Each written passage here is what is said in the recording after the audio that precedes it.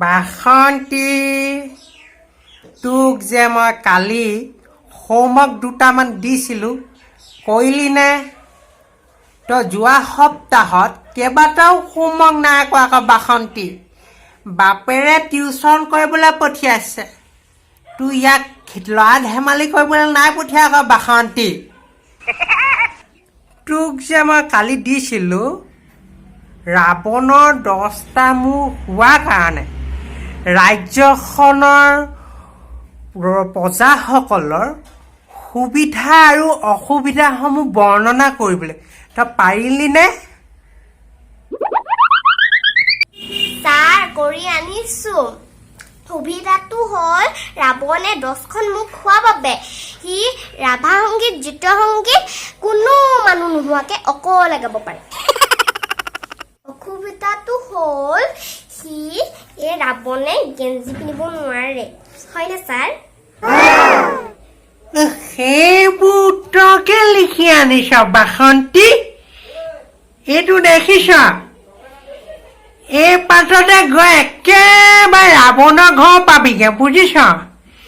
এনেইতো এনেকুৱা গতি হোৱা নাই ন তোৰ ককায়েহঁত যেনেকুৱা ককায়েহঁতৰ কাৰণে তোৰ আজি এইটো অৱস্থা আধা ঘণ্টা সময় হ'ল তোৰ ককায়েহঁত নাহে নি আজি টিউশ্যন কৰিবলৈ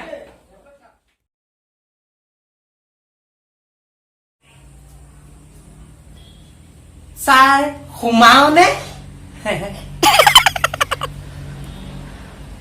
ছাৰ মোৰ দেৰি হ'ল মানে মোৰ ৰাস্তাত আহি থাকোঁতে 10 টকা এটা হেৰালে সেইটোকে আধা ঘণ্টা ধৰি মই বিচাৰি আছিলোঁ ছাৰ মই জানো নহয়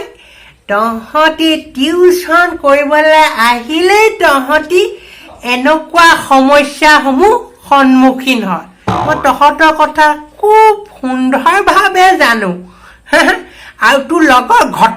ঘটক সি নাহে নি তই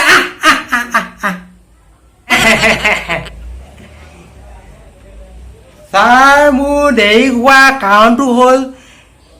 ইয়াৰ পইচাটো মই আধা ঘণ্টা ধৰি গছকি আছিলোঁ সেইটো কাৰণে দেৰি হ'ল আকৌ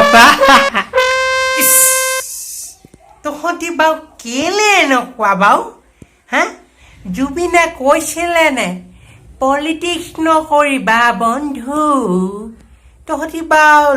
লগৰ মাজতে কেলে এনেকুৱাখন হ'লে গেনুৱা তোৰ পিছে কি হ'ল তোৰতো আজি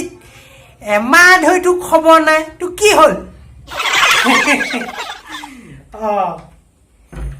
ছাৰ মোৰ নহা কাৰণটো হ'ল মানে